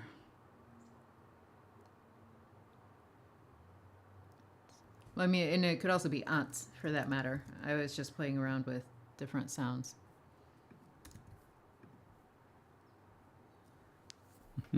Rats. Also,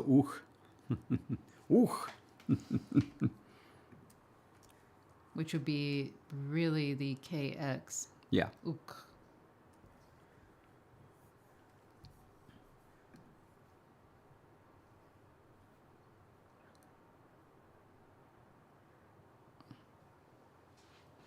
Are any of those striking you as you're looking at Lexergy?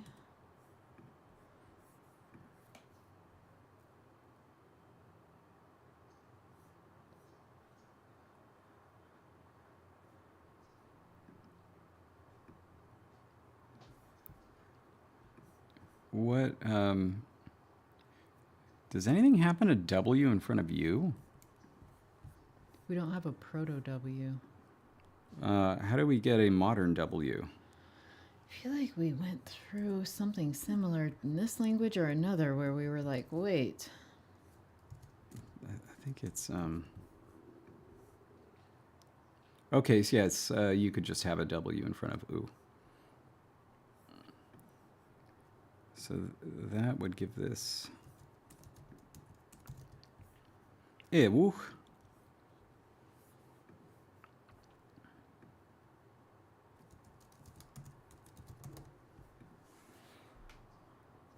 What do you think? Which one are you looking at? I'm sorry. Ooh. Yeah, and that doesn't match anything we've come up with yet? No.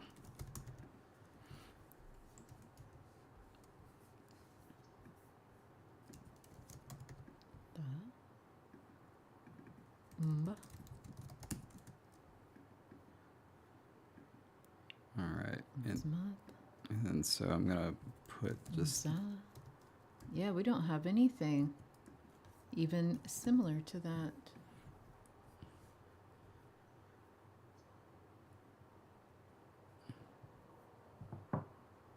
Okay.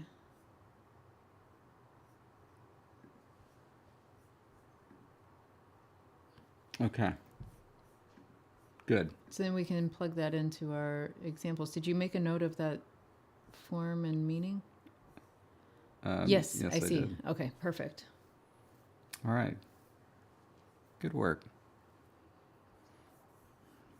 So now you need some flashy lights and things that happen to satisfy Miles because, you know, Miles wanted some whiz-bang fanfare. Oh. Well, if we wanted to see garish colors, we could just pull up Let's Have a Booba.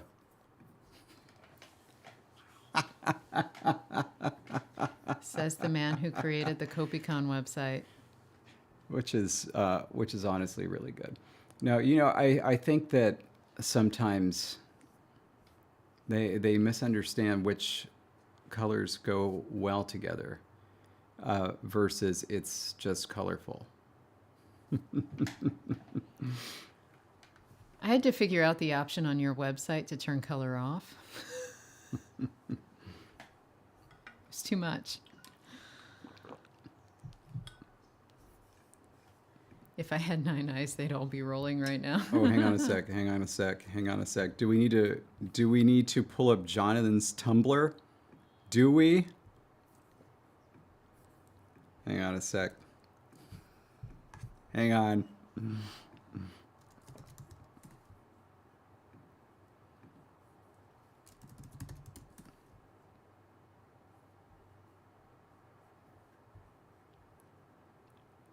All right.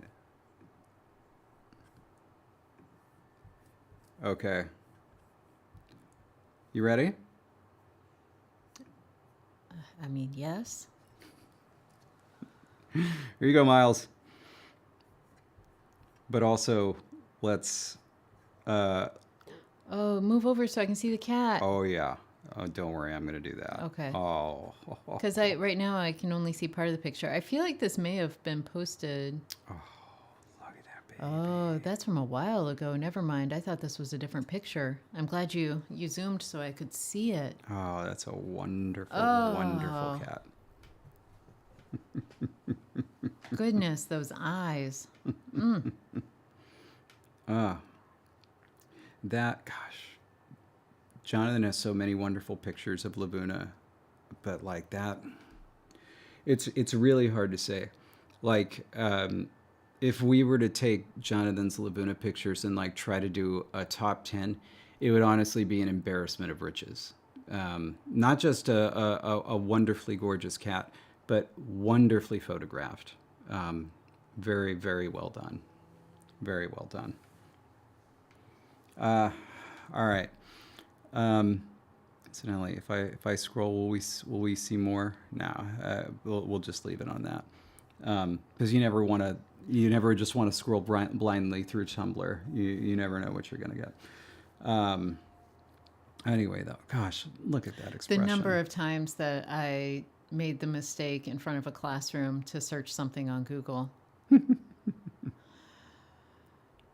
the way, It was a good thing I was teaching college. I feel I would have gotten in some serious trouble. Although if I were teaching a younger age, I was probably going to be blocked from anything that would have resulted. So it'd be fine, I'm sure. am I logged in right now? Can I reblog this? I don't know. How Yes, can you tell? yes, I can. There we go. Cats. Perfect. Okie doke. Well, anyway, thanks everybody for joining us. As a reminder, everybody come join us an hour early next week. And we are going to kind of do a watch and listen to our LangTime Chat 73 with Madeline in celebration of... Because the beast came. Because the beasts came. That's why we're celebrating. Because they came. And they have been waiting desperately for us to celebrate them. They only have to wait one more week. Indeed. Yep. It's very nice that Madeline chose a Thursday for releasing the book. Very handy for us. Yeah, it really is. And then, of course, directly after will be our own live stream. It'll be probably delayed by like 2 minutes, but then we'll probably go over by 2 minutes, so it'll be all good. And it'll only be delayed in the sense that we'll be finishing up the premiere, so we'll be online in there. Just, join us in the other one until we start this one. Yep, right on. So thank you, everybody, and we will see you next week. Bye-bye.